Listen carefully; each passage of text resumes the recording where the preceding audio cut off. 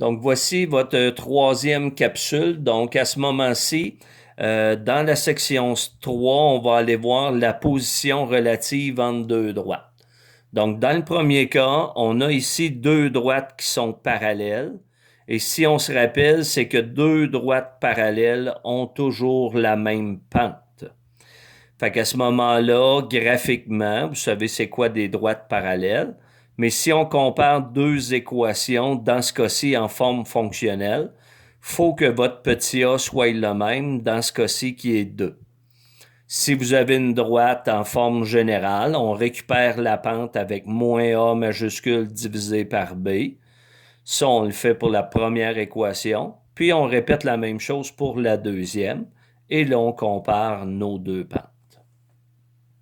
Bon, deuxième cas, c'est les droites perpendiculaires. Donc, il y a deux manières de le vérifier. Le premier, c'est que le produit des pentes perpendiculaires égale toujours moins 1. Fait que quand on parle du produit, c'est l'opération multiplication.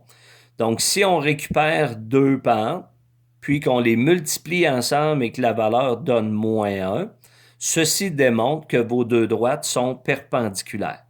Donc, dans ce cas-ci, on avait 1/5 et moins 5. Donc, 1 multiplié par l'autre donne moins 1.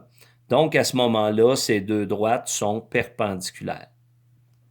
L'autre moyen de le vérifier, c'est qu'on inverse et on oppose notre pente.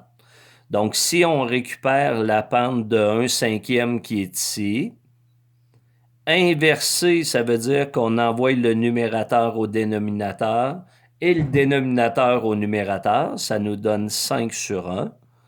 Puis quand on parle de l'opposé, c'est qu'on la rend négative. Donc, la pente, pour ma deuxième droite, si on veut qu'elle soit perpendiculaire, elle se doit d'être de moins 5. Donc, c'est la même chose quand on a deux équations en forme générale. L'idéal, c'est qu'on calcule nos deux pentes, moins A divisé par B, moins A divisé par B, dans les deux équations. Puis à ce moment-là, le produit de nos deux pentes vont égaler moins 1. Et ça démontre que nos droites sont perpendiculaires. C'est tout.